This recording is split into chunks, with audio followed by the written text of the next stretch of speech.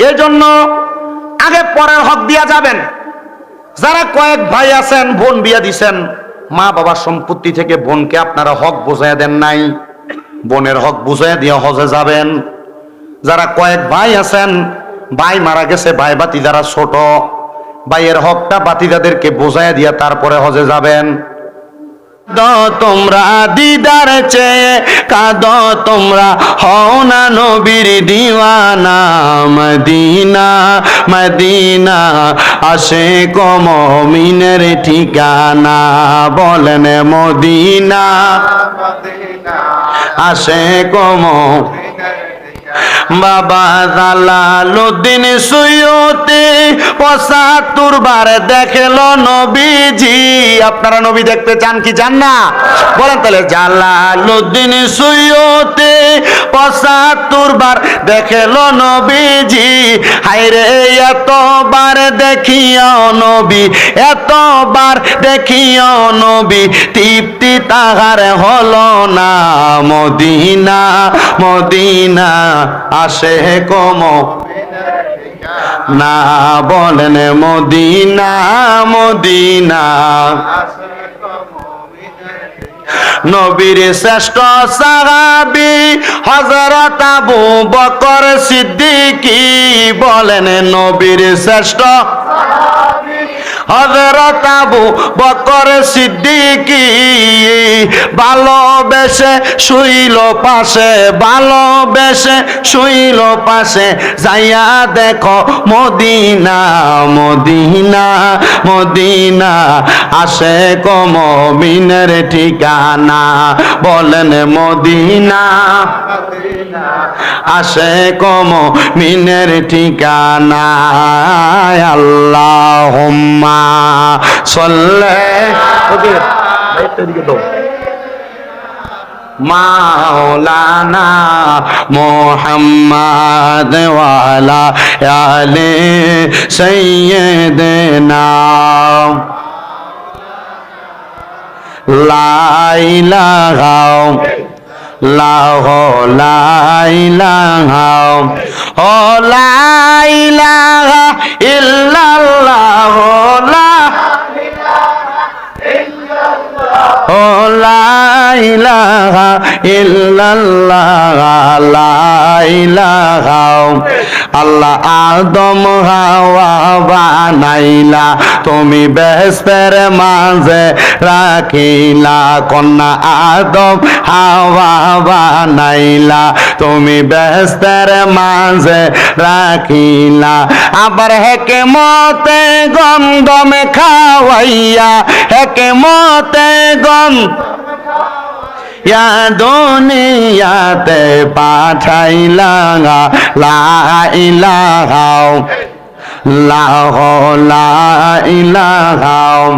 হায়রে নামাজ রোজা চাইর না, কেহ মা বাবার খেদমত চাইর না, বলেন নামাজ না, কেহ মা বাবার খেদমত চাইর না। আমার নবীজির দরুদ ভুইল না, আমার নবীর আমার নবীও তোমায় ভুলবে না। লা ইলাহা লাগাইরে অনেক দূরে মদিনা, আমরা কেমনে যাব? মুগুজির মানুষ মদিনা যাইতে চাই কি চাই না? কত সুন্দর জায়গা। অল্প কিছুদিন হয় নবীর রওজা মুবারকের মধ্যে সালাম দিয়ে আসছি। আমি আমার নবীর রওজা মুবারককে সালাম দিছি আর বলছি, ইয়া রাসূলুল্লাহ, অনেক আকাঙ্ক্ষা অনেক আশা ছিল আপনার রওজা মুবারকে আসবো। আল্লাহ আমার আশা পুরাইছে। ও নবী, এখন মনের মধ্যে একটা আশা, যেহেতু আপনার রওজা মুবারক দেখছি, মরণের আগে একবার আমাদেরকে দুনিয়ার জমিনের মধ্যে আপনি নবীর দিদার নসিব করাইয়েন। আর নবীর রওজা মুবারকের সামনে দাঁড়াইয়া বলছি, ইয়া রাসূলুল্লাহ, আপনার অনেক পাগলরা, আপনার অনেক উম্মতেরা বাংলাদেশের জমিনে ওয়াজ মাহফিলের মধ্যে যখন যাওয়া হয়, ওয়াজ মাহফিলের মধ্যে যাইলে আপনার ওই পাগলদেরকে আপনি নবীর উপর দুরুদ ও সালাম প্রদান করি। ও নবী গো, মরণের আগে তাদেরকে একবার আপনার রওজা মুবারকের মধ্যে আইনেন। আমি মক্কা শরীফ থেকে মদিনা শরীফ থেকে মক্কায় যাওয়ার পরে আমি আমার উমরা হজ শেষ করে আল্লাহর কাবা ঘরের গিলাফটার মধ্যে ধরে বলছি, আল্লাহ, এ কাবা ঘর, অনেক মানুষকে দেখলাম যখনই আইসা প্রথম কাবা ঘরের সামনে ঢুকে মানুষটার চোখগুলা দিয়া বায়া বায়া পানি পড়ে। আমার সাথে কয়েকজন সৌদি আরব প্রবাসী, কেউ রিয়াদ থেকে, কেউ দাম্মাম থেকে আসছেন, আইসা আমার সাথে হজ করছে। এরা বলছে, হুজুর আপনি যখন হজে আসবেন আপনার সঙ্গে আমরা উমরা করব। এরা আমার সাথে একই সাথে যখন হজ করার জন্য মক্কার দিকে ঢুকে আমি ডাইনে এবং বামে তাকাইলাম, আমার সাথে তিনজন ব্যক্তি, তারা তিনজনের চোখ দিয়া পানি পড়ে, কিন্তু আমার সাথে কথা বলতেছে। আমি অবাক হয়ে গেলাম, জিজ্ঞাসা করলাম, কি ভাই কাঁদবেন কেন? বলে, হুজুর মক্কা মদিনা আসার বড় শখ ছিল, বড় আকাঙ্ক্ষা ছিল, এ আল্লাহর ঘরটা এটা দেখার জন্য মনের ভিতরে বড় শখ ছিল। আমি যে কান্দি আমি তো দেখে খেয়াল করি নাই, আপনি তাকাইছেন, আমার চোখের দিকে তাকানোতে বলছেন, আমি জানি না কেন আমি কান্না করেছি। উনি বলতেছে, হুজুর আল্লাহর কাবা ঘর দেখলে চোখের পানি চলে আসে। আগে অনেক ওয়াজের বয়ানের মধ্যে শুনেছি, কিন্তু এখন সত্যি এটা আমার জীবনে বাস্তবায়ন হয়েছে। কিন্তু আমার পাশে একজন ভাই ছিল, মোহাম্মদ জাকারিয়া ভাই, বাড়ি হইল বানসারামপুরে। ওনাকে দেখলাম আল্লাহর কাবা ঘরের চাদরটার মধ্যে ধইরা ধইরা হু হু করে কান্না করে দিছে। আমি জিগাইলাম, ভাইজান কেন এমন করে কান্না করেন? কান্নার কারণটাকে আমার কাছে একবার বলবেননি? উনি বলে, হুজুর আমার আব্বা আম্মা বড় কষ্ট করে আমার বিদেশ পাঠাইছে, আমি যে এখানে আসছি, ওদের আমার কান্না আসার কারণ হইল আমি গত মাসে আমার আম্মাদান উমরা করে আনিছি, কিন্তু হুজুর আমার আব্বাদান ঘরের মধ্যে আমরার একটা গোয়াই গরু ছিল, যেটার দুগ্ধ বিক্রি করে আমার আব্বা আমরা সংসার চালাইতো। হুজুর আমার আব্বা জান আমার বিদেশ পাঠানোর আগে আমরা ওই গরুটা বিক্রি করে দিছে, বিক্রি করে আমার আব্বা মানে সৌদি আরব পাঠায়। আমার যখন এয়ারপোর্টে আমার আব্বা নামাই দিয়া যায়, তখন আমার বলছে, ফুট ইনকাম করবি কথা সত্য, তবে ইনকাম করার পর যদি বেশি অর্থ কামাই করো আব্বা জানরে একবার আল্লাহর ঘরটা একবার দেখে আইনো। হুজুর আমি বিদেশ আসার অল্প কয়েকদিন পর আমার বাপ মারা গেছে, এখন আমার কাছে টাকা আছে কিন্তু আমার আব্বাটা নাই। আমার আব্বাদান অন্ধকার কবরে, আমি কান্না করি এই জন্য, আমাদের টাকা আছে কিন্তু আমি টাকাটা দিয়ে আমার বাপটারে আমি মক্কা মদিনা দেখাইতে পারি নাই। এ বন্ধু আমার, এ তিনটা মিললে আমার দিগায়, তা আপনিও তো কান্দেন, আপনার চোখে পানি কেন? আমি বলছি আমি কান্না করি না, এটা আমার মনের আবেগ। আল্লাহর কাবা ঘর দেখার জন্য মনে বড় ইচ্ছা ছিল। অনেক মানুষ মক্কা মদিনা যায়, মক্কা শরীফ যাইয়া হাজরে আসওয়াদে সুমা দিতে পারে না, দে সুমা পাথর, এ পাথরের কাছে যাইতে বড় কষ্ট হয়। আমি 10 বার উমরা করার সময় 10 বারই উমরা করার পরে আমি কাবার ওই পাথরের মধ্যে সুমা দিছি। আমার সাথে একজন বাবা ছিলেন, আমাকে সন্তান ডাকছেন সাইদ কবির সাহেব, লন্ডনের মঞ্চেস্টারে থাকে। উনি আমারে কয়, তোমার শরীরে শক্তি আছে বিদায় তুমি এখানে চুমা দিছ, বিদায় তাওয়াফ করে যেই দিন চলে আসবো। আমি কইছি, আব্বা আমায় আরেকটা বার চুমা দেওয়ার সুযোগ দেন। কয়, তুমি তো বারবার দিছো, এখন আবার কেন দিবা? আমি কইছি, এই পাথরটায় চুমা দিলে নাকি জীবনের গুনাহ মাফ হয়ে যায়, তবে সাবধান, পরের হক মাইরা, হারাম খাইয়া, সুদের টাকা খাইয়া, জমি দখল করে ওই কাবাই যাইবা, হাজরে আসওয়াদ পাথরে চুমা দিবা গুনাহ মাফের লাইগা। কিন্তু এই পাথরে যে মানুষের গুনাডি থাকবো, এই গুনাডি পর্যন্ত কান্দে লইয়া মক্কা মদিনা থেকে আইবা। কিন্তু এমন অনেক মানুষও তো আছে মুগুজি এলাকায়, যারা সুদের টাকা খাইয়া হজ করে, গোশের টাকা খাইয়া হজ করে, পরের হক খাইয়া হজ করে, এমন বালা মানুষ বড়ুরা মুগুজিতে নাই।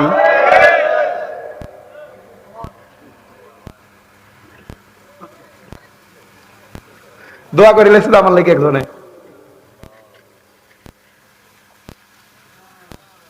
কষ্ট দিতেছে আপনারা, আমারও চললেছে।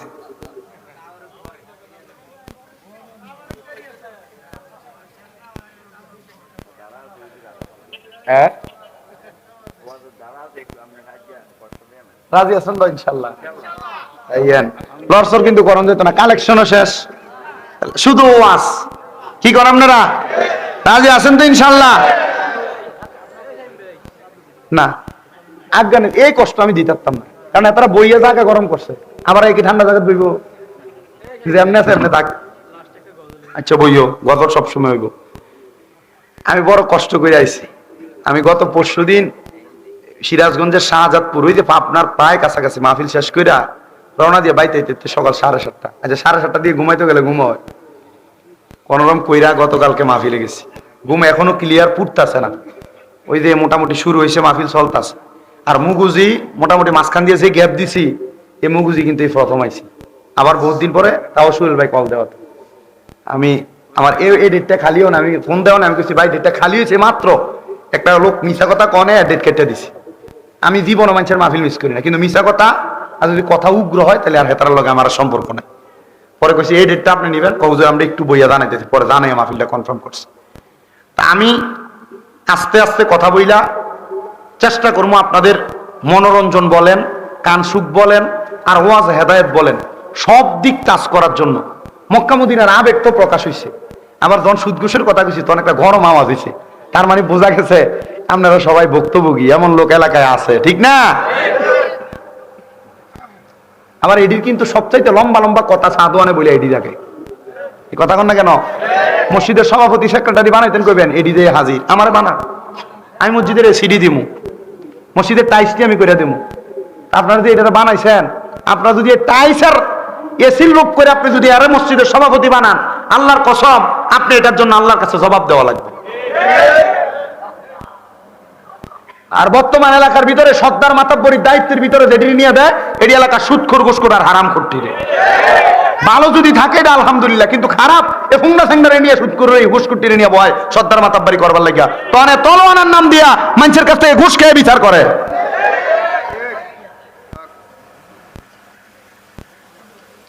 বুঝলা গেছে? ইন্না বাতশা রাব্বিকা লাশাদীদ, নিশ্চয় আল্লাহর দ্বারা শক্ত দ্বারা এমন ফিরা ফিটবো কাঁচা বাঁশের গোড়া দিয়ে বেরিয়ে কবরে গেলে। আযাবুন শাদীদ, যন্ত্রণাদায়ক শাস্তি। কি শাস্তি দিব এই হারামখোর গুলারে কবরে গেলে? কয়টার খাবার হইল তিনাতুল খাবাল। তিনাতুল খাবাল রাসূল সাল্লাল্লাহু আলাইহি ওয়াসাল্লাম বর্ণনা দিচ্ছেন। তিনাতুল খাবাল আল্লামা আব্দুল হক মুহাদ্দিস যালাবী রাহমাতুল্লাহ আলাইহি এই হাদিসের ব্যাখ্যা করে বলতেছে, তিনাতুল খাবাল হইল অন্য জাহান্নামীর যে আগুনে পুড়াইছে এদের রক্ত আর ফুসগুলা গরম লোহার পাত্রে করে দিব নেখা। মজা করে আরাম করে সুদের ঘুষ খাও, পরের হক মেরে খাও, জমি দখল করে খাও, তখন জাহান্নামীরা রক্ত আর ফুস খাইয়া কবরে বাসা লাগবো। আর এখন আর ফাঁসা সুদ খায় না, এখন সুদ ঘুরে গেছে গা। এখন বাড়ির ছাঁচিরি দিয়ে সুদের ব্যবসা চালা। এই কথা কন না গিয়ে ঠিক আছে নি? এবারে কোনো কাজ কাম নাই, দোয়ানে বসে থাকে। কিন্তু আপনি চলেন কেমনে? ওই চলি কোন রকম বলাই দে। এবারে কাছে জিঙ্গা কি তো আমনে যে কামাই রুজি না, চলেন কেমনে? এরে এই জানকো ও আজকে শুরু হয়েছে নি? যাও বিরিয়ানির সময় আইও না। আরে আইব ফসল পাইখানা চাপ আছে না, ওই আর কি। এখন আর সুদ আর নিজে খায় না, খাবাই কারে দিয়া? বড়ি দিয়া। কাকা সামনে 1 লাখ টিয়া ম্যানেজ করে তখন জানি। আরে আমার কাছে তো নাই, তো শাশির কাছে চা, তার বইনে তারে করা টিয়া দিছিল সাইল্লা দেওয়ানের লাগে। এই কথা না কেন? যারা এর আশেপাশে মিলিত এরাই শুধু জানে এই বিষয়টা। এই কথা কন না কা? আর এনে ঠিক জোরে কয় না, কারণ এনে ঠিক কইলে ভাই গেল না দিন তুমি তো ঠিক কই আইছো, আমি বাবু এই আর হারাম খাইতাম পারতাম না। কথা কন না কেন? আপনি আল্লাহর কসম মা বোন যারা পর্দার টাকা দিয়ে টাকা বাড়ানোর চিন্তা করছেন, আমার এখন আবার সুদের ব্যবসা ঘুরে গেছে। এখন আর সুদ আর এলাকাত নাই, এটা ব্যাংকে যে গেছে। এখন এটা সুদ নাই, এটার নাম হচ্ছে এফডিআর। কি আর এককালীন করাটিয়া রাখিয়ে দিছে।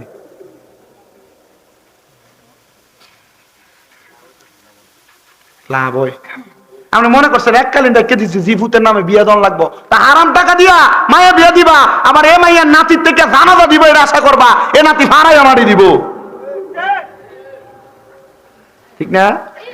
মাঝে মাঝে ব্যাংকে গেলে আমার হুজুর অনকালা তো রেটটা ভালো আছে, ওরা টিয়া রাখিয়া দেন না। আল্লাহর দোহাই, হ্যাঁ 11% 9% আমার কয় অফার দেয়। আমি মাঝে মাঝে মাদ্রাসার টাকা রাখতে যাই, কারণ আমাদের মাদ্রাসার টাকাগুলো তো রাখা লাগে। রাখিয়াও চাল কিনার সময় যখন খরচ সাথী করা লাগে তখন তুইলা না লাগে। হুজুর টাকাগুলা এই মোটামুটি রাখলে আমি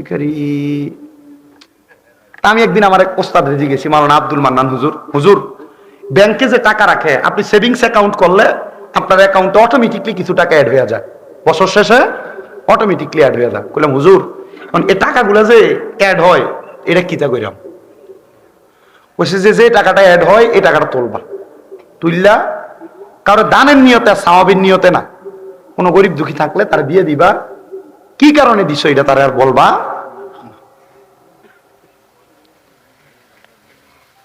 আল্লাহর দোহাই, এই হারাম ব্যবসার সাথে অ্যাডজাস্ট কখনো হইেন না। যদি পারেন একবারে মানুষের বাড়িতে মুনি দিয়া খাইবেন, 1 টাকাতে শান্তি পাইবেন। আর হচ্ছে দেখেন অনেক পয়সাওয়ালা টাকা বানাইছে, তার পয়সাতে কোন দিক না কোন দিক থেকে হারাম অ্যাড হওয়ার কারণে এ ডাক্তারের কাছে লাখ লাখ টাকা দিয়ে দেয়, লাখ লাখ টাকা দিয়ে দিতেছে। এভাবে না ওইভাবে তার বিভিন্ন টাকা খরচ হয়ে যাইতেছে। আমি সেই জায়গা থেকে এখানে আওয়াজে আসি নাই, আমি আসছি মক্কা মদিনা যাবেন আবেগ নিয়া, কিন্তু পরের হক মাইরা যাইয়েন না। তবে হাজরে আসওয়াদ পাথরে যখন চুমা দিবেন, ওই পাথরে আপনি চুমা দিয়া গুনাহ মাফ করানোর বদলতে দেখবেন আপনার ওই পাথরের সব গুনাহ আপনার কান্দে আইসা পড়বে। এজন্য আগে পরের হক দিয়া যাবেন। যারা কয়েক ভাই আছেন, বোন বিয়া দিছেন, মা বাবার সম্পত্তি থেকে বোনকে আপনারা হক বুঝাইয়া দেন নাই, বোনের হক বুঝাইয়া দিয়ে হজে যাবেন। যারা কয়েক ভাই আছেন, ভাই মারা গেছে, ভাই বাতি যারা ছোট, ভাইয়ের হকটা বাতিদাদেরকে বোঝাইয়া দিয়া তারপরে হজে যাবেন। কথা বুঝতে পারছেন? নচেত নামাজ পড়তে পারবেন, সিজদা দিতে পারবেন, আল্লাহর কাছে কবুল হবে না। অনেকে আছে বইনে জায়গা পাইব মনে করেন 10 ঘন্টা, 1-1.5 লাখ টাকা এককালীন দিয়া বইন্ডার থেকে একটা মাফ লইয়া লায়, আসেনি? সাবধান, এই হকের ফিডা কবরে। প্রত্যেক 1 সুতা পরিমাণ জায়গা যদি আপনি নেন, 1 ইঞ্চি পরিমাণ, এই জমির 7 স্তবক জমি আপনার গলায় ঝুলিয়ে দেওয়া হবে।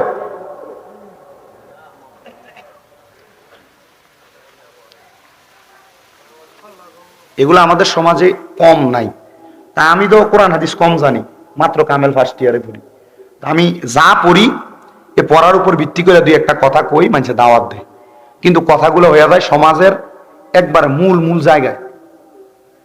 তো আমারে বরুরে যে কোনো এক জায়গায় দাওয়াত দিতে কইছে, এলাকার সুদ করে দিয়ে মসজিদের কমিটি একটা বেটো দিয়েছে, কইছে দাওয়াত দিচ্ছে। তা আমারে ফোন দিয়া কবজোর দাওয়াত দাম নেড়ে দেওয়াই না, আমরা সবকিছু ওকে করে লাইছি। ওই যে গত বছর সুদের ওয়াজ করে গেছেন, ও মসজিদের কমিটিতে এবার সুদখো সভাপতি এবার মানা করছে আমরা দাওয়াত দিতাম।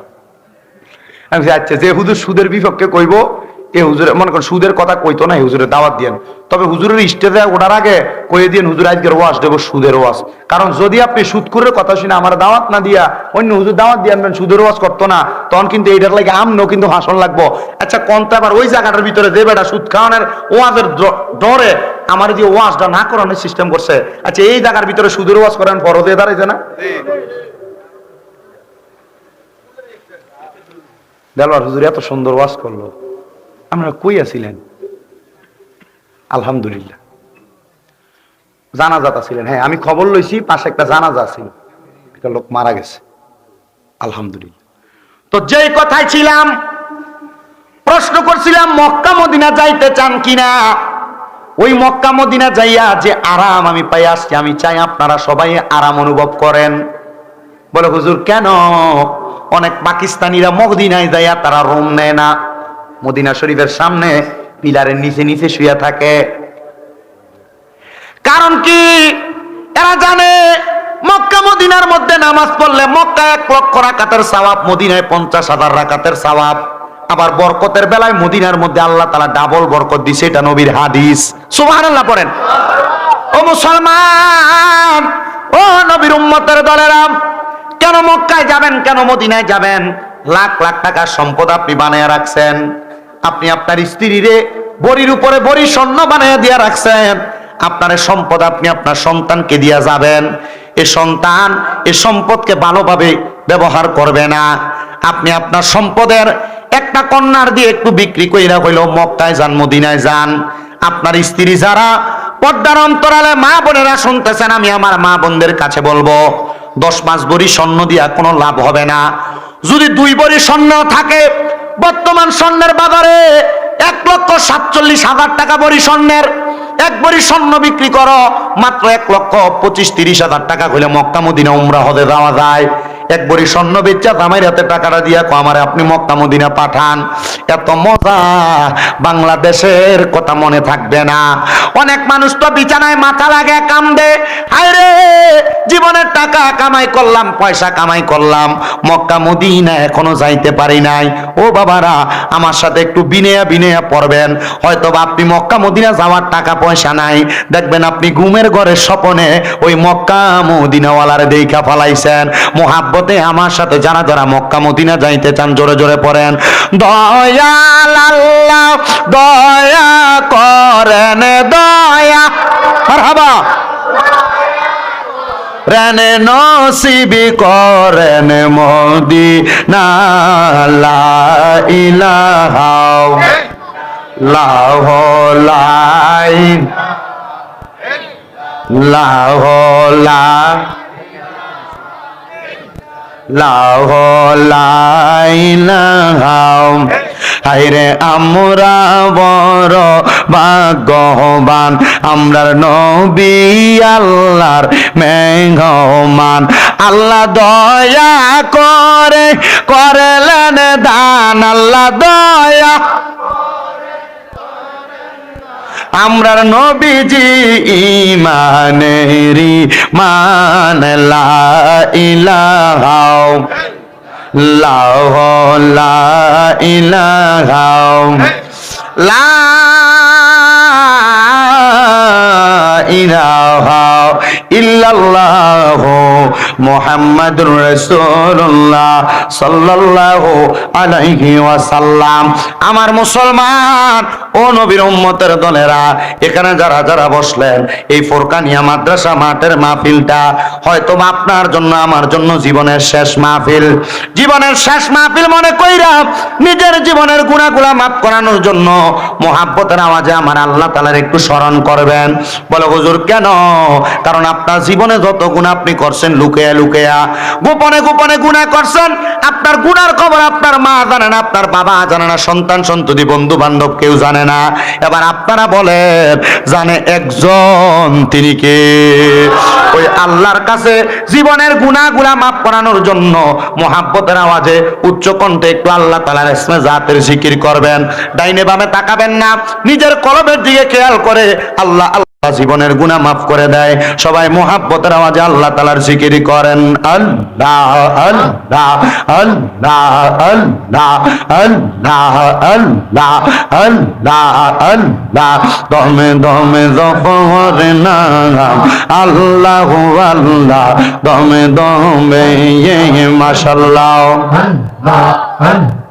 দমে দমে জপরে নাম আল্লাহ আল্লাহ, দমে দমে মারহাবা আল্লাহ আল্লাহ, দমের উপর বাড়িঘর দম চাপিলে সবই পর, দমের উপর বাড়িঘর দম চাপিলে সবই পর, দমে দমে তালাশ কর কে আছে আপন, মাশাআল্লাহ আল্লাহ আল্লাহ আল্লাহ আল্লাহ, দমে দমে মারহাবা আল্লাহ আল্লাহ। কেবা তোমার বইন ভাই সঙ্গের সাথী কেহ নাই, কেবা তোমার বইন ভাই সঙ্গের সাথী কেহ নাই, পরকালে যাইবার বেলা কাউরে পাইবা না, মারহাবা আল্লাহ আল্লাহ আল্লাহ আল্লাহ, দমে দমে মারহাবা আল্লাহ আল্লাহ আল্লাহ। আমার জায়গা হবে নি আমার মরা লাশের লাইগা, মসজিদের পাশে আমার কবর দিও কইরা, আমার জায়গা হবে নেই, মাশাআল্লাহ আল্লাহ। জবানটা কইলা আল্লাহটাকে শরম নাই, আমার জায়গা হবে নি আমার মোরা লাশের লাইগা মসজিদের পাশে আমার কবর দিও কইরা আমার জায়গা হবে নি মাশাআল্লাহ আল্লাহ আল্লাহ জগৎ বাসী রে আমি যেই দিন যাব মারা দুনিয়া চারিয়া ভাই বন্ধু আত্মীয় স্বজন যাবে রে বলিয়া কষ্ট হইলে 3.5 হাত মাটি দিও কইরা আমার জায়গা হবে নেই মাশাআল্লাহ আল্লাহ আল্লাহ লা ইলাহা ইল্লাল্লাহ মুহাম্মাদুর রাসূলুল্লাহ সাল্লাল্লাহু আলাইহি ওয়াসাল্লাম সবাই পড়ি সাল্লাল্লাহু আলাইহি ওয়াসাল্লাম একটা জবানও বন্ধ নাই জবান খুলে মুহাব্বতের আওয়াজে পড়ি আলহামদুলিল্লাহ উপস্থিত আপনি অবৈধ মহিলার গলা কানের আওয়াজ শুনতে পাইলেন এবার আপনারা মনে করেন ও মুসলমান জান্নাতি আর জাহান্নামী তো এই খাসিয়তের কারণে এক হইতে পারে না আল্লাহ নবী কয় আসহাবুল জান্নাতি হুমুল ফাইজুন আল্লাহর কোরআন বলে যারা জান্নাতি তারা সফল কাম নবী গো কেন কারণ যারা জান্নাতি তারা দুনিয়া থেকে উপহার পাইতে পাইতে কবরের মধ্যে যায় ইয়া রাসূলুল্লাহ কিভাবে বলে জান্নাত ইন্তেকাল করার আগে আল্লাহ তাআলা রহমতের ফেরেশতা জান্নাতি বান্দার কাছে পাঠিয়ে দেয় আরে আজরাইল জান্নাতি বান্দার রূহটা কবজ করে না কবজ করার আগে দুইজন ফেরেশতা জান্নাতি বান্দার সামনে দাঁড়ায়া যায় আজরাইল যখন রূহ কবজ করে তখন জান্নাতি বান্দার রূহটা আর আজরাইল নিয়ে যায় না রূহটা জান্নাতি বান্দার রূহটাকে জাহাবাল ফিদ্দাত স্বর্ণ এবং রূপার পাত্রের মধ্যে ধারণ কইরা এই জান্নাতি বান্দার রূহটারে সে জায়গায় রাখে জান্নাতির কাফন দাপন হওয়ার পরে আল্লাহ তাআলার আলমে আরোহার দিকে যখন জান্নাতি বান্দার রূহটা নিয়ে যাওয়া হয় তখন আলমে আরোহার মধ্যে রূহটা রাখেন না বলে কেন কারণ আল্লাহর কোরআন বলে ওয়ালা তাকুলু লিমান ইউকতালু ফি সাবিলিল্লাহি আমওয়াত বাল আহইয়াউ ওয়ালাকিন লা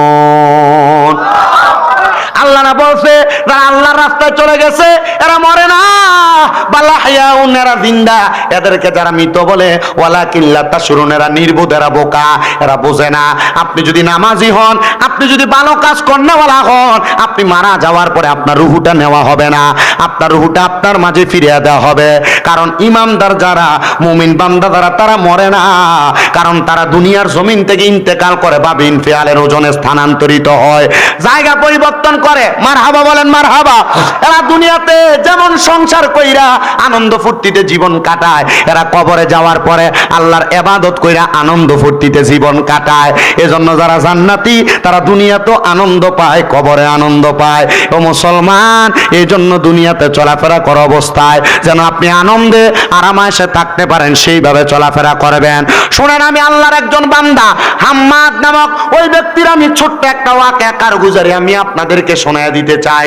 হযরতে হাম্মাদ নামক ব্যক্তি উনি আল্লাহ পাকের বড় সাচ্চা পাক্কা বন্ধু বলক এলাকার মধ্যে বাড়ি হযরত হাম্মাদ বলতেছে জগতের মানুষ আমি হাম্মাদ যখন এলাকার মধ্যে বসবাস করি আমি আল্লাহ তাআলার ইবাদত একটু বেশি করি 5 ওয়াক্ত নামাজের পাশাপাশি নফল ইবাদত আমি বেশি করি এবার আপনারা বলেন 5 ওয়াক্ত নামাজের পাশাপাশি আর বাড়তি নামাজ আছে না নাই বাড়তি নামাজ আছে না যেমন ফজরের আগে তাহাজ্জুদ আছে এশরাকের নামাজ আওয়াবিন নামাজ চাশতের নামাজ আছে না নামাজ সালাতুল হাজতের নামাজ সালাতুল ইস্তেসকার নামাজ 5 ওয়াক্ত ছাড়া তার 6 ওয়াক্তের কথা কইলাম আরো আছে এমন অনেক নামাজ আছে না অনেক নামাজ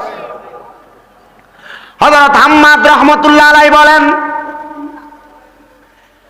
আমি ফজরের নামাজের পরে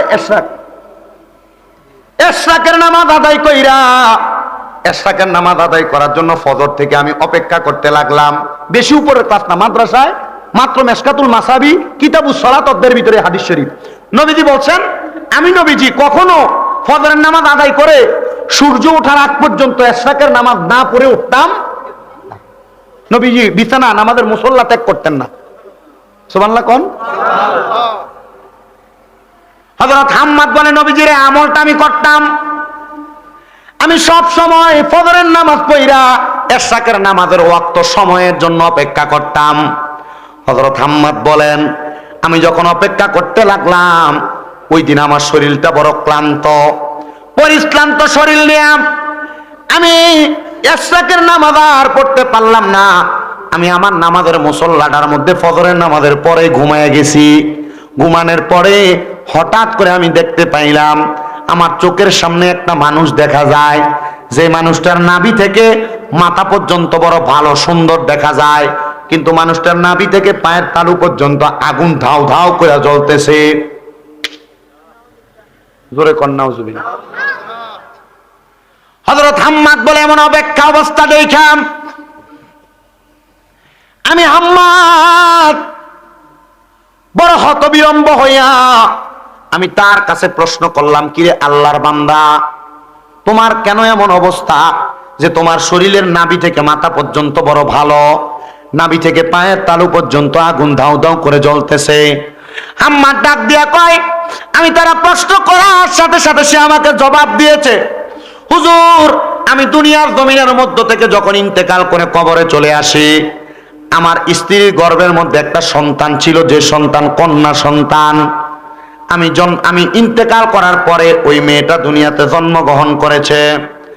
তার আগে আমার আরেকটা মেয়ে ছিল, ওই মেয়েটা নামাজি, ওই মেয়েটা রোজাদার, ওই মেয়েটা আমলওয়ালা, ওই মেয়েটা বলো ভালো মেয়ে।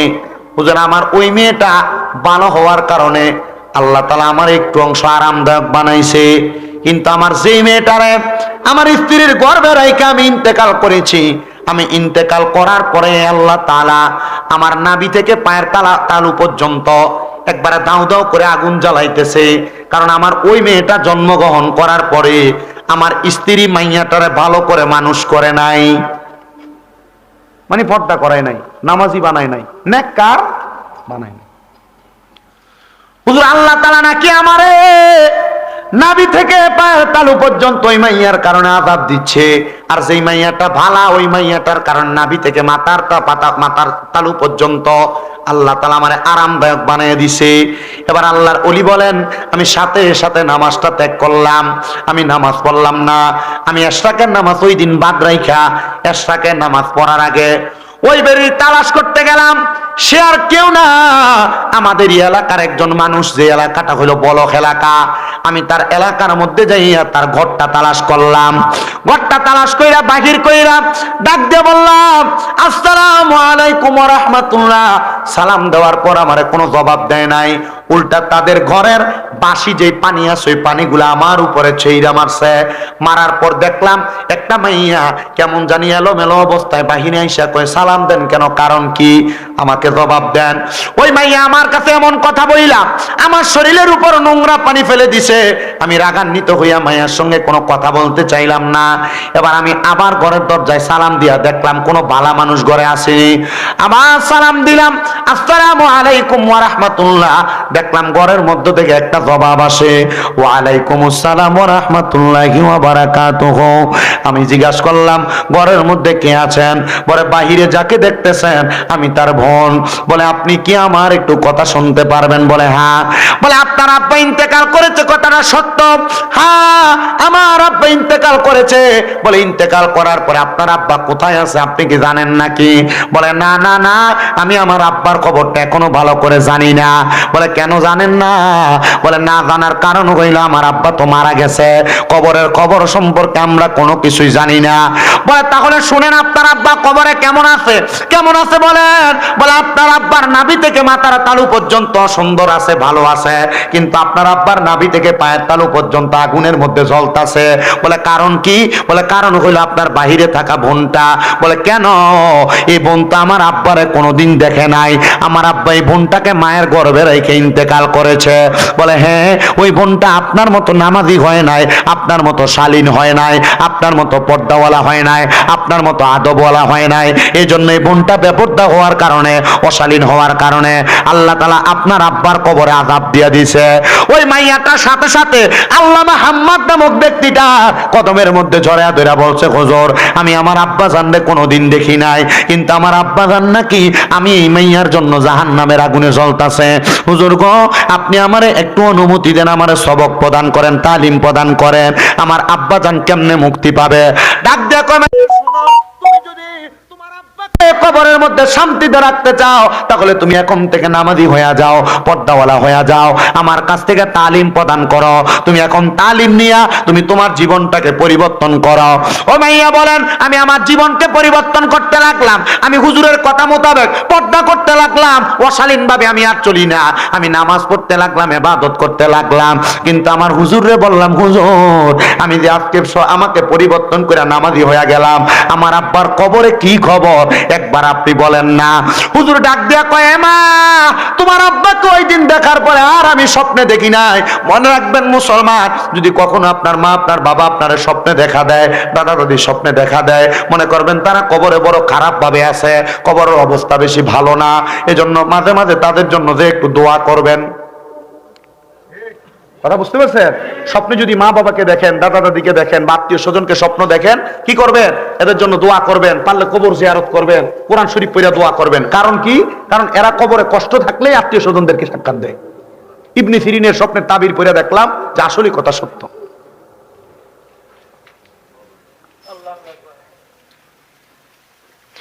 ওই মাইয়া বলে, হুজুর আমার আব্বা তো এখন আমরার বললো না, আপনার বললো, আপনি কি আমার এটা বানায় বললেন? হুজুর বলে, না, উপযুক্ত কোন ব্যক্তিকে দিয়া তোমাদেরকে বলাইলে তোমরা শুনবা কথাটা, এই জন্য হয়তো আল্লাহ আমারে দিয়া দেখাইছেন। হুজুর ভালো আলেম তো, এই জন্য হুজুর কি দিয়ে দেখাইছেন। আপনাদের কি কষ্ট হইতেছে? আমারে রিসিভ দিছে একটা হুজুর, ওই আদম আলাইহিস সালামের সন্তান হাবিল আর কাবিলের ঘটনার ওয়াজটা হুজুর কইতাম। এটা আমার এই ওয়াজের শেষবর্তী, মানে শেষের, মানে এখন যে ঘটনাটা এটা শেষ হইলে এই ওয়াক্যটা শোনাবো। একটু কষ্ট করে বইয়েন, আপনারা রাজি আছেন না? আব্বা আমি এই বরুড়া এ বছরের শেষ মাহফিল, এবছর গতবার আগের বার বরুড়া মাহফিল করছি 58টা, গতবার করছি 26টা, এবার মনে হয় এবার এই মিললে 7-8টা হইব। আমি মোটামুটি ওই বরুড়ার দিকে আশাটা কমাইয়ে দিছি। আমার মাহফিল দিই না যেমন না, আই খালি থাকলে দেই আর কি, কিন্তু খালি না থাকার কারণে আইতেমও পারি না।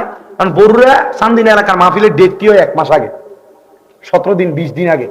এখন আমার এটি আগে বুকিং হওয়ার কারণে আমি পারতাছি না। তবু আমি চেষ্টা করি দুই একটা কথা আমার কথার দ্বারা, আমার জবান দ্বারা বইলা দিয়ে যাইতে। যদি আপনারা আমল কইয়া কবরে যাওয়ার পর এই কথাটার আমলের কারণে যদি নাজাত পান, আল্লাহর রাস্তায় আমার যাইতে লইয়া যাই। মানে আমি আমার গুনার কারণে নাজাত পামু কিনা আমি জানি না, তবে আপনারা যদি আমার কথা শুনে যদি নাজাত পান, তাহলে আমার একটু আপনারা লগে রাখেন।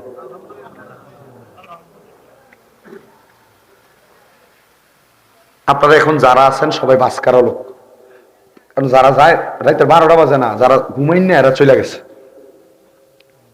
তবে আমার গতবার আগের বার না, এর আগের বার তাইলে একবার কইরা যায়, চতুর্থবারের সময় হারাইছে, তৃতীয়বারের সময় আমার মনে আছে ওই তাবারকের সময় ইয়ানাবি করে দাঁড়ানোর লগ লগ মোটামুটি আইয়া আরো ঢুকে সাফে মুখজির মাহফিল তো আল্লাহ যেন কবুল করে। আমিন জোরে কোন, আমিন জোরে কোন। ওই মাইয়া ডাক দিয়া কয়, হুজুর এখন দিয়ে আর আব্বারে দেখি না। হুজুর কয়, আমি নিজেও তো দেখি না, তুমি দেখবা কেমনে? আমারও দেখতে মন চায় মাইয়া, তবে আমি তোমার কাছে একটা কথা বলি, দেখার একটা ব্যবস্থা আছে, তুমি কি দেখতে চাও? হুজুর হ্যাঁ দেখতে চাই আমার আব্বাকে। আপনাদের যাদের মা বাপ কবরে, আপনারা চাইলে আব্বা আম্মা কবরে কেমন আছে দেখতে পারবেন। কেমনে? আল্লাহর নবীর হাদিস এবং আল্লাহর কোরআনকে একসাথে কইরা আলেম ওলামাগণ যাচাই করছে, কেউ যদি তাহাজ্জুদের নামাজ আদায় করে, কোন নামাজ? তাহাজ্জুদের নামাজ আদায় করে, আল্লাহ বলেন ওয়া মিনাল লাইলি ফাতাহাজ্জাদ বিহি নাফিলাতাল লাকা আসা আইয়াবাসাকা রাব্বুকা মাকামাম মাহমুদা। নবীজিকে বলছেন আপনি রাতের কিছু অংশে তাহাজ্জুদের নামাজ আদায় করেন, অতি সত্বর আপনাকে সম্মানিত জায়গা মাকামে মাহমুদ দেওয়া হবে, প্রশংসার জায়গা। এই আয়াত যখন নবীর উপর নাজিল হয়েছে, আমার নবীজি কান্না করে দিছেন। আম্মা জান আয়েশা সিদ্দিকা নবীকে প্রশ্ন করছি, ইয়া রাসূলুল্লাহ, আজকে আপনার নামাজের সেজদাটা বড় লম্বা, নবীজি কেন আপনি এত লম্বা সেজদা দেন, কারণটা কি বলতে পারবেন? আল্লাহর হাবিব বলে, আয়েশা, আল্লাহ বলছে তাহাজ্জুদের নামাজ পড়লে আমারে মাকামে মাহমুদ দিবে। আমি নবী সেজদার মধ্যে যাইয়া কান্দি, আমার আল্লাহ যেন আমার উম্মত তাহাজ্জুদের নামাজ পড়লে আমার উম্মতেরও কিছু দেয়।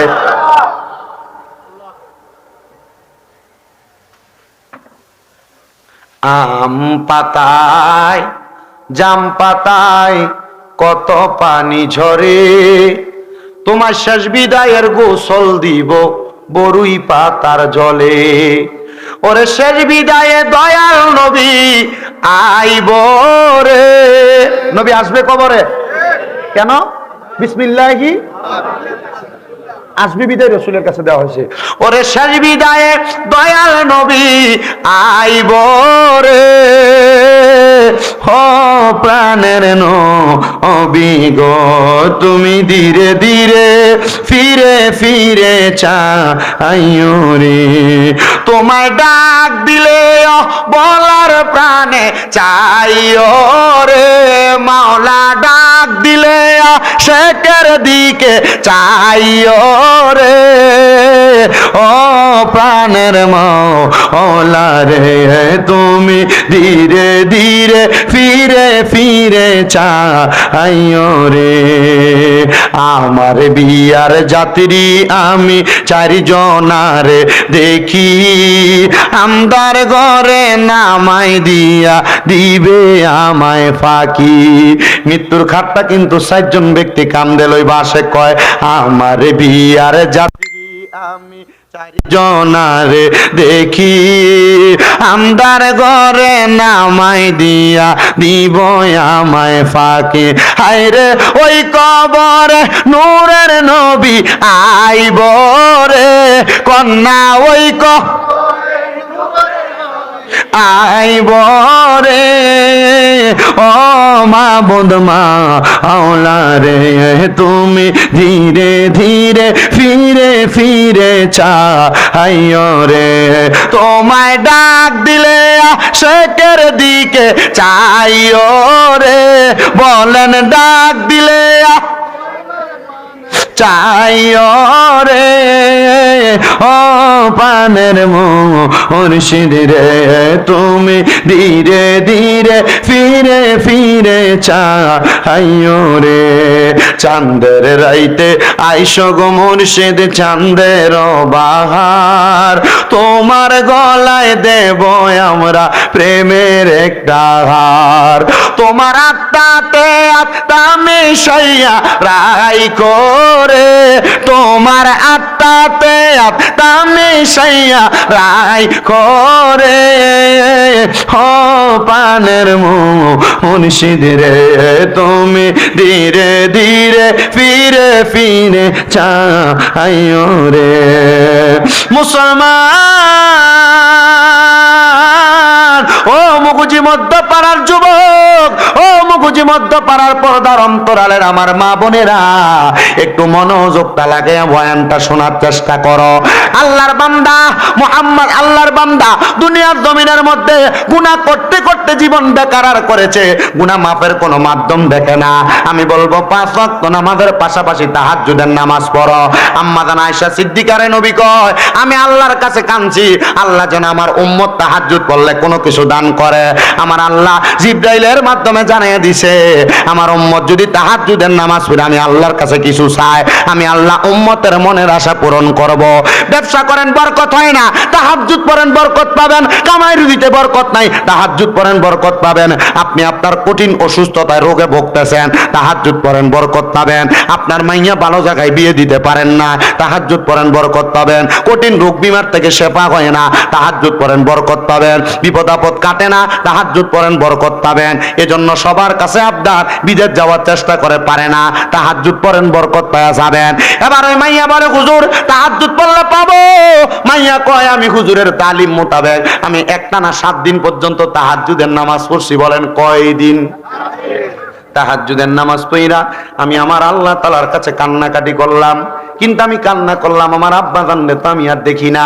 যখন আমি শেষ বেলায় আমার আল্লাহ তাআলার কাছে কান্না করতে লাগলাম, কান্নারত অবস্থায় আমি হঠাৎ করে দেখলাম আমার ঘরটা একটা আলোতে কেমন জানি প্রকম্পিত হয়ে গেছে, একটা আলোতে ঝলমল করতেছে। মাথাটা উঠাইয়া দেখলাম আমার ঘরের মধ্যে কে জানি একজন হাজির। আমি জিজ্ঞাসা করলাম কে আপনি? বলে যেই নবীজির আদেশ, যেই নবীজির কথা মোতাবেক, যেই নবীর আমল তুমি করতেছো ওই নবী আমি রাহমাতুল লিল আলামিন। ইয়া রাসূলুল্লাহ, আপনি আমার ঘর মোবারক ঘরের মধ্যে কেন আগমন করলেন? রাসূল বলতেছে আব্বারে তো দেখতে চাও, সেজদার মধ্যে অবনত হইয়া যাও। মাইয়া কয় আমি রাসূলের কথা মোতাবেক সেজদার মধ্যে অবনত হইলাম। মাইয়াটা কি ভালো আছিল না খারাপ? এটা খারাপটা, এটা কোনটা? বাপের কথা হই না কি হয়েছে? আব্বা আযাবে আছে শুনে কি হয়েছে? ভালো হয়েছে। এ মাইয়া কয় 3 সপ্তাহ নামাজ পড়ার পরে 5 ওয়াক্ত না তাহাজ্জুদ, 3 সপ্তাহ নামাজ পড়ার পরে দেখলাম আমার আব্বাজানকে আমি যখন তাহাজ্জুদ নামাজের সেজদার মধ্যে পড়া রাসূলকে দেখলাম, রাসূল বলে আবার সেজদা দাও। আমি দেখলাম সুন্দর একটা গালিচাওয়ালা জায়গার মধ্যে আমার আব্বাজান। জিজ্ঞাসা করলাম বাবা কেমন আছেন, কোন জায়গায় আছেন? আমি তাকে দেখলাম আমার আব্বা একবার ডাইনে তাকায়, একবার বামে তাকায়, একবার সামনে তাকায়, একবার পেছনে তাকায়। আমি প্রথম বুঝলাম না, আমার আব্বা 2 বার তাকাইলেন, বুঝলাম না। 3 বার তাকানোর পরে দেখলাম আমার আব্বার ডাইন দিকে 70 জন, বাম দিকে 70 জন, সামনে 70 জন, পেছনে 70 জন। জিজ্ঞাসা করলাম আব্বা এরা কারা? বলে এরা হইল তুমি মাইয়ার তাহাজ্জুদ নামাজের পাহারাদার। ও আব্বা কেন? বলে এরা আসছে আমি আব্বা জানের কখন কি লাগবে জান্নাতে দেওয়ার জন্য।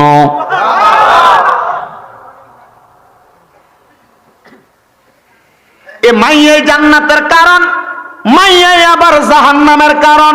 যদি বালা হয় বালা, খারাপ হইলে খারাপ। এবার বালা বানাইবেন না খারাপ বানাইবেন আপনার কাছে।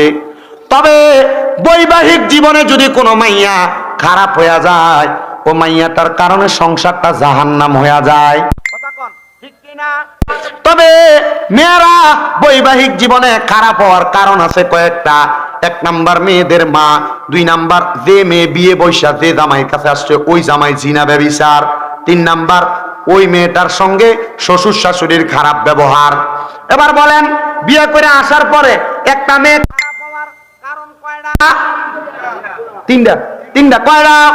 1 নাম্বার মাইয়ার মা, 2 নাম্বার জামাই যদি জিনা করে পরকিয়া করে, 3 নাম্বার ওই মাইয়ার শ্বশুর শাশুড়ি। বুঝতেছেন কিভাবে? এটা আপনারা বুঝেন, তবু বলি।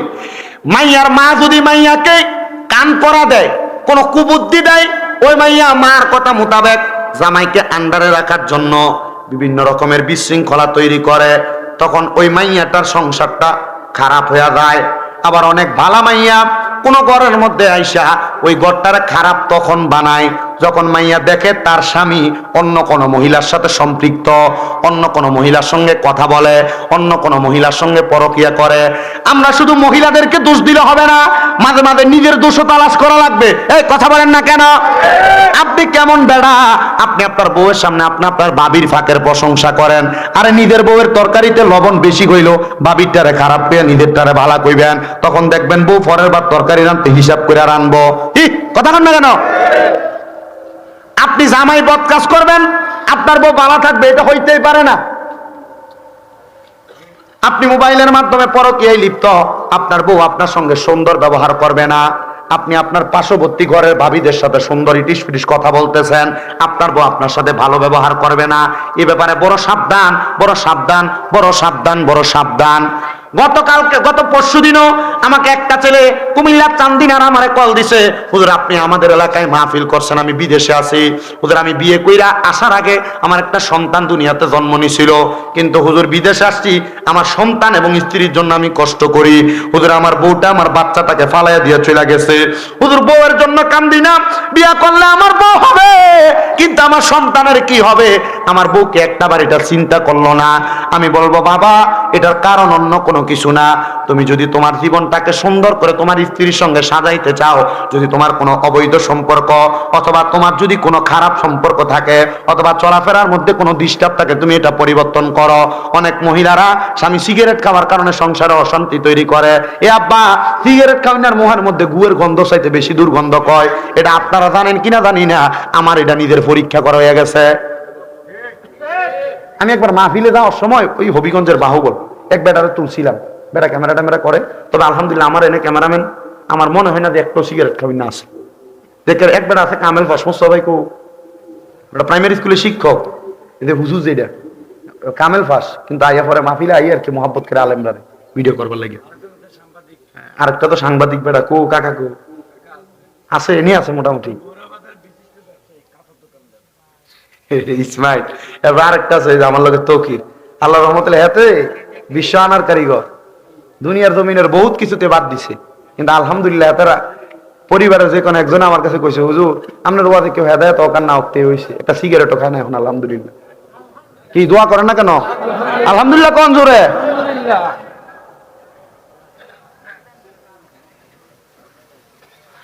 আল্লাহ যেন কবুল করে, জোরে বলেন আমিন। হেদায়েত আসে কার থেকে? আপনারা জোরে কোন কার থেকে?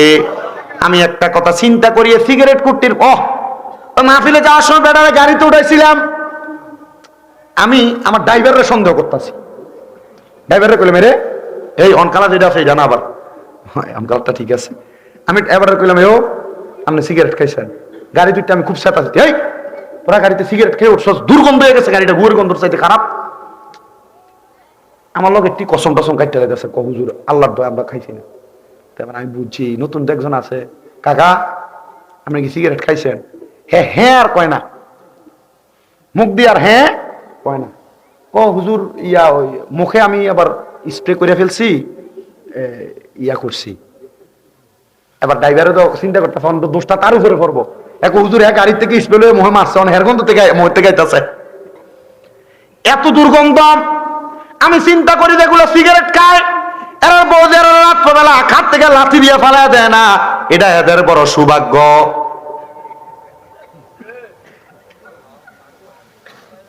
সৌভাগ্য তো ওই যে নবীজির জান্নাতীদের বর্ণনা দিছে, সাহাবায়ে কেরাম কই ইয়া রাসূলুল্লাহ জাহান্নামীদের বর্ণনা দেন না, জাহান্নামীদের বর্ণনা। নবী আমার কয় কিয়ামতের আগে এমন অনেক মানুষ দেখবা যাদের মুখের ভিতরে আগুন। এবার সিদ্ধান্ত আপনার আর আপনারাই কোন কার আর মুখের ভিতরে আগুন দেয়, যেটি সিগারেট খাইটির মুখের ভিতরে আগুন দেয়।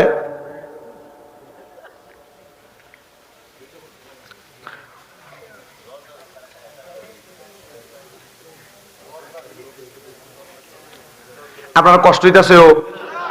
মোটামুটি আমার যে মূল ওয়াজ যে দুর্ওয়াজ করি এই ওয়াজের সময় শেষ, অন যা করবো বোনাস 18 মিনিট বোনাস চলতেছে।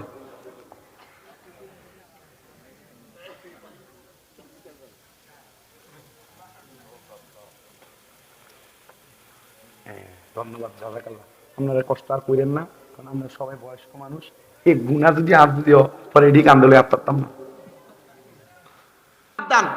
দুধ ডিম খেয়ে নি টিয়াটা দিয়ে, 5টিও যদি দাম হয়, একটা সিগারেট করে যদি 6টাও যদি খায় তাহলে 30 টিয়া। মাশাআল্লাহ, এক পা দুধ আর ডিম খাওয়ানো কি হয়েছে না? কত কি 20 টিয়া আবার কি থেকে? আমি লাস্ট 3 টিয়া জানতাম স্টার সিগারেট, বুঝছি শেষ। বাংলাদেশের এক হাদিসের ধরা গেছে, আমরা হতে যাওয়ার সময় এই হাদিসের ব্যাগের ভিতরে জর্দার ডিব্বা বড় বড় আর সিগারেটের আর বিড়ির প্যাকেট।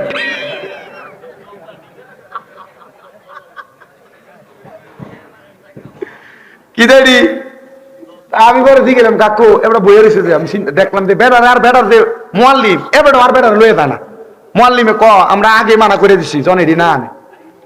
আমি দিকে কাকা ইয়া আপনি এটি কিনতে লইছেন? আমার ফুতের কাকিয়া দোকান আছে, হ্যাঁ কাকিয়া দোকান আছে, ওই দোকানে এমন হাদিস আপনার মাধ্যমে এটি সরবরাহ মাঝে মাঝে নেই আর কি, আমি একটু বেশি লয়ে লাইছি। আচ্ছা কোন যে হাদিস আপনি এটি সরবরাহ করে হ্যাঁ নিয়ে দেয়, আচ্ছা এটির অবস্থা কি হইব? কি আর হজ হইব কেন? হাউস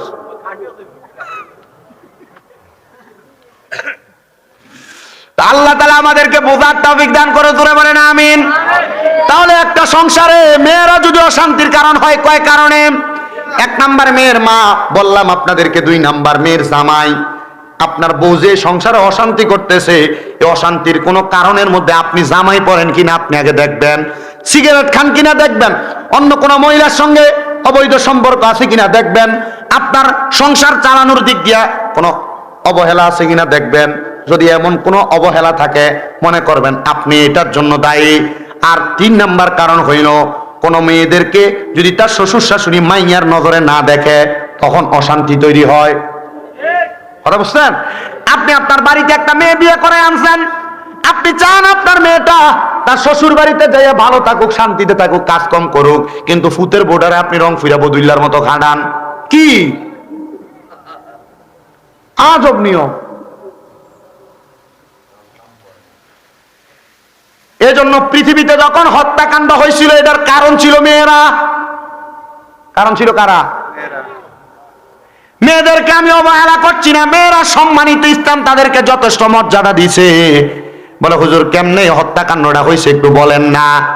আল্লাহ তাআলা পৃথিবীতে যখন হযরত আদম আলাইহিস সালাতু ওয়াস সালাম রে পাঠাইছে, আদম আলাইহিস সালাতু ওয়াস সালাম এবং মা হাওয়া আলাইহিস সালাতু ওয়াস সালাম যখন দুনিয়াতে মিলিত হইছেন, আল্লাহ তাআলা মানব জাতিকে বৃদ্ধি করার জন্য আদম নবীর স্ত্রী আমাদের মা হযরত হাওয়া আলাইহিস সালাতু ওয়াস সালামের গর্ভ থেকে যখন সন্তান জন্ম দেয়াইতেন, জোড়ায় জোড়ায় যমজ সন্তান জন্ম দেয়াইতেন। সুবহানাল্লাহ কোন? তো যদি কারোর যমজ সন্তান হয়, আদম নবীর সুন্নাত মা হাওয়ার সুন্নাত আদায় হবে। মারহাবা পড়েন। হযরত আদম আলাইহিস সালাতু ওয়াস সালামের প্রথম সন্তান, এই প্রথম 2 সন্তান, একজনের নাম হাবিল আর একজনের নাম হলো না কাবিল, দ্বিতীয়বার সন্তান। হাবিলের সাথে একটা বোন জন্ম নিছে, জোড়ায় জোড়ায় যখন সন্তান হইতো, একটা ফুল হইতো, একটা মাই হইতো। মারহাবা পড়েন না? আওয়াজ। এ আদম আলাইহিস সালাতু ওয়াস সালামের সন্তান, একটা ছেলে একটা মেয়ে, জোড়ায় জোড়ায় আগমন করতেন। হযরত আদম আলাইহিস সালাতু ওয়াস সালামের প্রথম সন্তানের নাম হাবিল এবং মেয়েটার নাম আকলিমা। দ্বিতীয় সন্তানের নাম হলো কাবিল এবং মেয়েটার নাম হলো হান্না। এই 4 জন তবুও পরবর্তীতে জোড়ায় জোড়ায় আগমন করেছে সন্তান। এই হাবিল এবং কাবিল, আল্লাহ তাআলার আদেশ ছিল, আদম নবী আপনি আপনার সন্তানদের মাঝে, আপনি অনেক সন্তানদের মাঝে প্রথম মেয়েটার সাথে দ্বিতীয় ছেলেটার বিয়া, দ্বিতীয় ছেলেটার সাথে প্রথম মেয়েটার বিয়ে ভাবে করান, বিয়েটা এভাবে করান। আদম আলাইহিস সালাতু ওয়াস সালাম এদের জন্য বিবাহের ইন্তজাম করছে, কিন্তু প্রথম ভাই তাকায় দেখলেন আদম আলাইহিস সালাতু ওয়াস সালামের ছেলে কাবিলের সাথে যে মেয়েটা আগমন করেছিল, ওই মেয়েটা একটু গায়ের বর্ণ ছিল শ্যামলা বর্ণের, কালো বর্ণের, কিন্তু হযরত আকলিমা নামক যে মেয়েটা আগমন করছে, মেয়েটার চেহারা বড় সুন্দর। চেহারা কি সুন্দর! এখন আল্লাহ তাইন করছে প্রথম ছেলেটার সাথে দ্বিতীয় মেয়েটা, দ্বিতীয় ছেলেটার সাথে প্রথম মেয়েটার বিয়া দিয়া দিবেন। এটা কিন্তু এখন জায়েজ নাই, সাবধান। এটা আদম আলাইহিস সালাতু ওয়াস সালামের যুগের কথা বলতেছি। আল্লাহ তাআলার আদেশ মোতাবেক আদম আলাইহিস সালাতু ওয়াস সালাম সুন্দর বিয়ার ইন্তজাম করলেন, কিন্তু ওই ভাই দুইটার মধ্যে বড় দ্বন্দ্ব।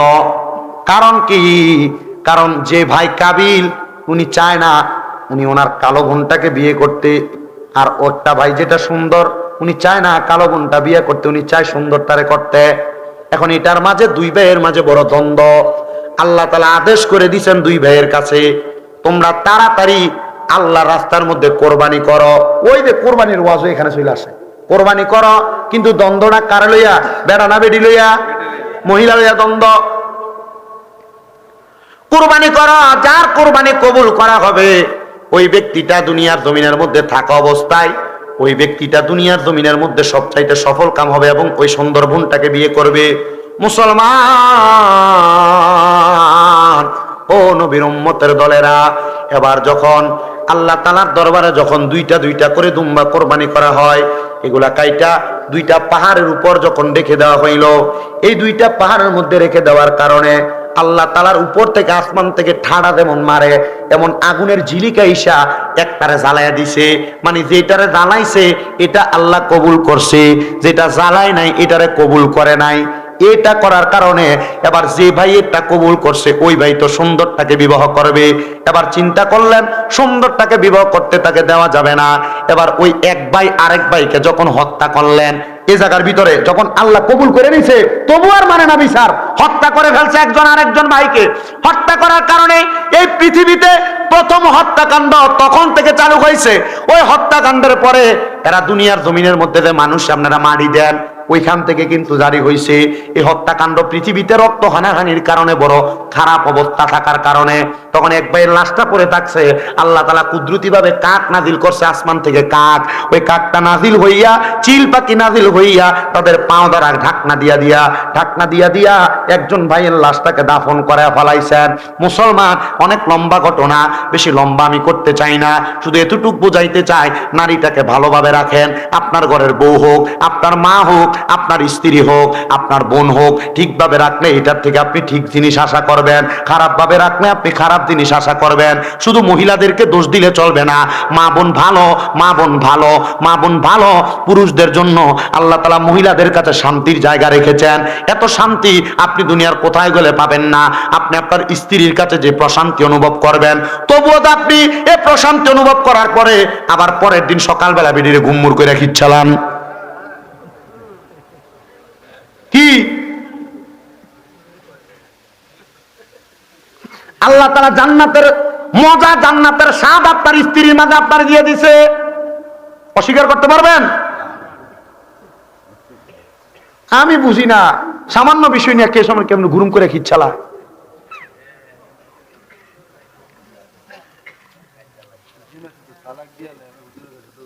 তালাকও দিয়ালা।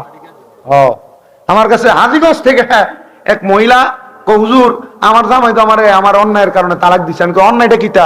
কৌজা আমার জামাই টিয়া পাঠাইছিল, আমি জায়গা কিনছিলাম আমার নামে, তো তুরকু ফলে তোর ফিসা দিয়ে ফিটানোর দরকার বেরিয়ে জামাই টিয়া পাঠাইছে, তুই জায়গা কিনস তোর নামে।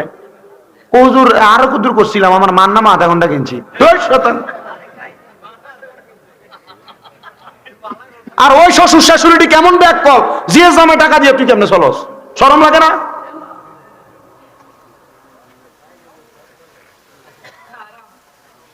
হারাম না আরামি, কিন্তু এটা করে না কেমনে? বেড়ার অনুমতি ছাড়া বেড়াটা কেমনে খরচ করে? কি এর কাম? একবারে ফাক্কা সব ভান্ডারি। অনেক সংসার নষ্ট হয়েছে মেয়ের জামাই প্রবাসে থাকার কারণে। তাদের টাকা পয়সা, তাদের স্বামী নষ্ট করা, তাদের স্ত্রী নষ্ট করার কারণে। আমারে মাঝে মাঝে অনেক প্রবাসী ভাইরা বিদেশ থেকে ফোন করে বিচার দেয়। মাঝে মাঝে অনেক প্রবাসী ভাইরা কয় হুজুর বেরিয়েতের হেদায়েতের লেগে ওয়াজ কইরেন। আমি বলবো হে পর্দার অন্তরালের মা বোনেরা, আপনার স্বামী বিদেশের বাড়িতে কষ্ট কইরা মাথার গাম পায়া ফালাইয়া টাকা ইনকাম করে, আপনি আপনার প্রবাসী স্বামীর টাকা দিয়ে নষ্ট করেন। আপনার জামাইয়ের টাকা দিয়ে আপনি আপনার বাইরে আপনি মোবাইল ফোন কিনা দেন, আপনার জামাইয়ের টাকা দিয়া মারে বইনে ডাক্তার দেখান, আপনার জামাইয়ের টাকা দিয়া আনন্দ আয়েশ কইরা বেড়ান, মাইনছেরও খাবান। না না না, আল্লাহর কসম, আমি যখন সৌদি আরবে গেলাম হজ করার জন্য, ওইখান থেকে আমি যখন গেলাম বদরের প্রান্তরে আমার একজন দোস্তর সাথে দেখা হয়েছে, তার নাম আলিয়াসগর। আমরা ভালো কইরা সুন্দর করে খাওয়াইছে। এরপরে আমি আসার পরে রাস্তায় দেখছি বাংলাদেশি 5 জন প্রবাসী, মুরাদনগরে বাড়ি, তারা রাস্তার পাশে কাগজ বিছিয়া বিছিয়া ভাত খাইতেছে রাস্তার পাশে। ওই প্রবাসীদের টাকা যদি কেউ মাইরা খায়, ওই প্রবাসীদের টাকা যদি কেউ জুলুম করে খায়, আল্লাহর কসম প্রবাসীদের টাকা মাইরা খাওয়ার কারণে আপনি আল্লাহর কাছে জবাব দিতে পারবেন না। কারণ প্রবাসীরা নিজের রক্তরে পানি বানাইয়া টাকা কামাই করে। শুধু প্রবাসী না, বাংলাদেশের কোন মানুষের টাকা আপনি হাওলাত নিয়ে দিতেছেন না, বাংলাদেশের কোন মানুষের টাকা জুলুম করে খাইতেছেন, অন্যায়ভাবে খাইতেছেন। এটার জন্য আল্লাহর কাছে জবাব দেওয়া লাগবে কি লাগবে না? এজন্য সাবধান, মানুষের টাকা মাইরা খাইতে বড় সাবধান, মানুষের টাকা নষ্ট করতে সাবধান। প্রবাসীদের স্ত্রী যারা শুনতেছো, তোমাদের পায়ের মধ্যে হাত দিয়ে বলি, ও প্রবাসীর স্ত্রীরা, তোমার স্বামী বড় কষ্ট করে বিদেশ থেকে টাকা পাঠায়, তোমার স্বামীর টাকা বেহুদা জায়গার মধ্যে নষ্ট করো না। তোমার স্বামীর টাকা বাবার বাড়িতে 1-2 টাকা দিতেও বড় সাবধানতা অবলম্বন করে দিও।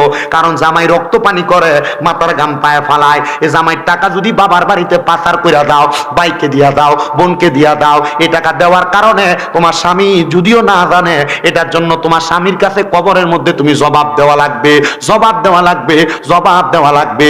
অনেক প্রবাসীরা যেহেতু বিচার দেয়, ওদের উদ্দেশ্য ওয়াজটা করে দিলাম। তো যেই জায়গার মধ্যে ওয়াজ, আমি আপনাদেরকে বলবো, আপনারা দুনিয়াতে যা করেন আর না করেন, মহিলাদেরকে একটু ভালো নজরে তাকাইয়েন, বাজে নজরে তাকাইয়েন না। এদের উপর আপনি একটু সন্তুষ্ট থাকেন, কারণ আল্লাহ তাআলা জান্নাতের শান্তি আপনাকে আপনার স্ত্রীর কাছে দিছে। এবার আসেন ওই মাইয়াটার কথাটা শেষ করে দেই। মাইয়া তার আব্বারে ভালো জায়গায় দেখছে না খারাপ জায়গায়? বালা জায়গায় দেখছে। মাইয়া কয়, আব্বা ও আমার মা, শোনো, তুমি যে তাহাজ্জুদ নামাজ পড়ছো, 5 ওয়াক্ত নামাজ পড়ার কারণে আল্লাহ তাআলা আমার সামনে পেছনে রহমতের ফেরেশতাটা নির্ধারণ করে দিছে। এ মা, তুমি আল্লাহ তাআলার কাছে দোয়া করবা, আল্লাহ তাআলা যেন আমি আব্বা জানলে জান্নাতের সুন্দর জায়গাগুলা দেখায়, জান্নাতের সুন্দর জায়গাগুলাতে রাখে। মাইয়ার মা একই জায়গার মধ্যে স্বপ্নের মধ্যে একই জিনিস দেখার কারণে মাইয়ার মা কয়, আম্মা তোর আব্বার জন্য যেমন দোয়া করছস, আমার জন্য তেমন দোয়া কইরো। আমি জানি আজকের মাহফিলের মধ্যে অনেক সন্তান বসছেন, আপনাদের মা নাই, আপনাদের বাবা নাই, আম্মা আব্বার জন্য আখিরি মুনাজাতের মধ্যে খাস করে করে দোয়া করবেন। তবে আরেকটু সাবধান করে দিয়ে যাই, অনেক সন্তান আছে বাইরে বাইরে ঝগড়া করে মা বাপকে আলাদা করে দেয়, মা বাপকে জুদা করে দেয়, বউয়ের কথা শুই না মা বাপকে আলাদা করে দেয়। এক ভাইয়ের ঘরে সকালবেলা, আরেক ভাইয়ের ঘরে দুপুরবেলা, আরেক ভাইয়ের ঘরে রাত্রবেলা ভাত খায়। কিরে, তোমার মা বাপ তো তোমার আলাদা করে মানুষ করে নাই, আব্বা কোনো ভালো খানা খায় নাই, আব্বা দামি কোনো খানা খায় নাই, আব্বার জুতাতে পায়ে দিত, জুতা ক্ষয় হইতে হইতে আব্বার পায়ের গোড়াটা রাস্তার লগে লাগতো, আব্বা নতুন জুতা কিনতো না। সন্তান চিন্তা কইরা দেখো, ছোটবেলার কথা মনে কইরা দেখো, আব্বা তোমার নতুন জুতা কিনে দিত, ছোট ছোট পায়ে নতুন জুতা পায়ে দিয়া খাটের উপরে রাত্রবেলা দৌড়াদৌড়ি করতা। আজকে তুমি লাখ লাখ টাকার মালিক, কিন্তু আব্বা জান অন্ধকার কবরে। আব্বা জান 500-1000 টাকা দিয়ে এক জোড়া দামি ব্র্যান্ডের জুতা পরাইতে পারো না। মা জননী কত কষ্ট করে মানুষ করছে, ওই মা একবেলা গুইরা গুইরা ভাত খাওয়া লাগে। সাবধান সাবধান, এমন মা বাবার মনে কষ্ট দিস না রে সন্তান। আম্মাদানের কাপড়টা চিরা ছিল, আম্মাদান কাপড় সুই সুতা দিয়ে সেলাই কইরা পড়ছে, আম্মাদান কাপড় রাস্তার মধ্যে 5-10 টাকা বাইন্দা রাখছে, ওই টাকাটা তুমি সন্তানরে দিছে, তুমি সন্তান এই টাকা স্কুল মাদ্রাসায় নিয়ে গেছো। আম্মাদান সকালবেলা পানি বাত্রি খাইছে না, আম্মা রাইখা দিছে আমার পুতের সকালবেলা থেকে দুপুর বেলা আইলে রইদি দিয়া, আমার পুতে পানি ভাত খাইলে পুতের কলজাটা ঠান্ডা হইব। সন্তান রে, এখন তুমি লাখ লাখ টাকার মালিক, কিন্তু তোমার আম্মারে, তোমার আব্বা জানলে তুমি 500 টাকা দিয়ে কিনে একটা কাপড় তোমার মারে পরাইতে পারো না। কি হইব তোর টাকা দিয়া, কি হইব তোর পয়সা দিয়া? টাকা ব্যাংক ব্যালেন্স করতে পারবা, কিন্তু মা বাবার মতো রত্নটারে যদি যত্ন না করো, আল্লাহর কসম আল্লাহর কাছে কোনো জবাব দিতে পারবা না, আল্লাহর কাছে কোনো জবাব দিতে পারবা না, আল্লাহর কাছে কোনো জবাব দিতে পারবা না। যদি কোনো সন্তান ওই মা বাপকে জুদা কইরা থাকো, আলাদা কইরা থাকো, দাও তোমার পাও আমার সামনে দাও, আমি শামিম দাদা জিব্বা দিয়া তোমার পাও পরিষ্কার করে দিব। তবু ওয়াদা করো আর কোনোদিন আম্মা আব্বারে জুদা করবা না। আম্মা আব্বার পাউডির মধ্যে আজকে মাহফিল থেকে যায় ধরবা, ধরে কইবা, মা ও আব্বা আল্লাহর রাস্তায় আমি সন্তানকে মাফ করে দেন। যতক্ষণ পর্যন্ত মা মাফ করে দিছি, আব্বা মাফ করে দিছি বলবে না, ততক্ষণ পর্যন্ত মা বাবার পাও ছাইরো না। কারণ মা বাবার মনে কষ্ট দিয়া আমি শামিম দাদা না, পুরা বরুড়া এলাকার বড় আলেম দিয়া ওয়াজ করাইলেও কোনো লাভ হবে না। আম্মা আব্বারে জুদা করতে সাবধান। আজকের মাহফিল কবুল হবে কিনা সভাপতি সাহেব গ্যারান্টি দিবে? কেউ গ্যারান্টি দিতে পারবে না। তবে একটা কথা বইলা যায়, যদি আমি আইডিয়া করে বলছি আপনাদেরকে, আগামীকালকে যদি দেখেন মুগুজির কোনো দোকানের মধ্যে কোনো বেড়া বলতেছে, হ্যাঁ শামিম দাদার ওয়াজ শুই না আমার ফুতে আমার পায়ে ধরে মাপ চাইছে, মনে করবেন মাহফিল কবুল। বলে হুজুর কেন? কারণ সন্তান ওয়াদের আমল করছে। যদি দেখেন কোনো মা বোন একজন আরেকজনকে কয়, হ্যাঁ আমার ফুতে ওয়াজ শুই না যায় আমার পায়ে ধরে মাপ চাইছে, আপনারা বলেন মা বাবার পায়ে ধরলে দাম কইমা যায়? না না, আম্মা আব্বার কদমে পারলে সুমা দিবা। হুজুর কি লাগা? নবীজি হাদিস শরীফের মাধ্যমে জানায়া দেয়, মাঝে মাঝে আম্মা আব্বার কদমে চুমা দিবা। আম্মা আব্বার কদমে চুমা দিলে আল্লাহর জান্নাতের চৌকাঠে চুমা দেওয়া সওয়াব পাওয়া যায়। বলে হুজুর সুমা দিমু দূরের কথা, 2 ঈদে মা বাবার পায়ে ধরে সালামি আমি করি না, সুমা দিমু কি? না রে সন্তান না, আম্মা আব্বার পায়ে যখন ধরে তুমি সালাম করবা, মা বাপ মনে করবা আমার সন্তান এখন আমার অবাধ্য হইছে না, আমার ফুতে আমার কথা শুই না চলে, আমার ফুতে আমরারে ভালোবাসে। আমি সন্তান এলেমের জোরে কথা বলি না, আম্মা আব্বার অনুসরণ অনুকরণ, আম্মা আব্বার কদমে চুমা দেওয়ার কারণে আল্লাহ তাআলা আমার আমার সম্মানিত বানাইছে। আল্লাহর রাস্তায় মাপ চাই সন্তান ওই মা বাবার পায়ের মধ্যে দরবা দেখবা, আল্লাহ তোমার দুনিয়া জমিনে জিরো থেকে হিরো বানাইবো, টাকার মালিক বানাইবো, সম্পদের মালিক বানাইবো। আম্মা আব্বার সঙ্গে টাকা পয়সা নিয়ে বড়াই কইরো না। অনেকে আছে বাবা নাই, আব্বা আম্মার কাছ থেকে 5 টাকা 10 টাকা চাইয়া নিছে। এখন চা দোকানে অনেক মুরব্বী বাবারা দোকানে বইসা থাকে, কিন্তু সন্তানের মুরুদ নাই। আব্বা জানলে 100 টাকা হাত খরচের জন্য দিব কেমনে? আব্বা জান তো অন্ধকার কবরে। সন্তান আল্লাহর রাস্তে তোমার কাছে আমি ক্ষমা প্রার্থনা করি, ওই মা বাবার কাছে মাপ চাইবা। অনেকে চিন্তা করে হুজুর যাদের বাড়িতে আব্বা আছে তারা বাড়িতে যা বাবার পায়ে ধরে মাপ চাইবো, আমার তো আব্বা নাই, আমি কার পায়ে ধরে মাপ চাইবো? অনেকে চিন্তা করে হুজুর যাদের বাড়িতে মা আছে তারা বাড়িতে যাই আমার পায়ে ধরে মাপ চাইবো, আমার তো মা নাই, আমি কার পায়ে ধরে মাপ চাইবো? সন্তান চিন্তা কইরো না, আখিরি মুনাজাত হবে কিছুক্ষণ পরে। দোয়া করবা রব্বির হামহুমা কামা রব্বায়ানি সগীরা ওয়া কুর রব্বির হামহুমা কামা রব্বায়ানি সগীরা। আল্লাহর কসম, আল্লাহর নবী শিখিয়ে দেয়, কোন সন্তানের মা মারা যাওয়ার পরে, সন্তানের বাবা মারা যাওয়ার পরে ওই সন্তান যদি আল্লাহর কাছে দোয়াটা পইরা চোখের মণিকোটার মধ্যে একটা মাছির মাথা পরিমাণ পানি চাইরা দিয়া আম্মার জন্য আব্বার জন্য চোখের পানি ফালায়া ফালায়া কান্দে, ওই পানি মাটিতে পড়ার আগে আমার আল্লাহ তার মা বাবার জীবনের গুনাহ মাফ করে দেয়। সন্তান মা বাবা বাইচা থাকতে খাওয়াইতে পারো নাই, এখন তুমি হাজার হাজার লাখ লাখ টাকার মালিক। আম্মা আব্বারে যদি মাসে 1000 টাকা করে হাত খরচ দিতা, 12 মাসে 12,000 টাকা হাত খরচের জন্য লাগতো। আম্মা আব্বারে যদি প্রতি মাসে ওষুধ খরচ কিনা দিতা, ওষুধ খরচ করে দিতা, 12 মাসে 1000 টাকা করে দিলে 12,000 টাকা লাগতো। এখন তোমার আব্বা আম্মার জন্য এত টাকা খরচ হয় না। আসুনি একটা সন্তান এই ফুরকানিয়া মাদ্রাসার জন্য আম্মা আব্বাটা কবরে আছে, আল্লাহ যেন আম্মা আব্বারে কবরে জান্নাত বানায়া দেয়। 10,000 টাকা ওই মাটার নামে কোরবান করে দিবা, 10,000 টাকা।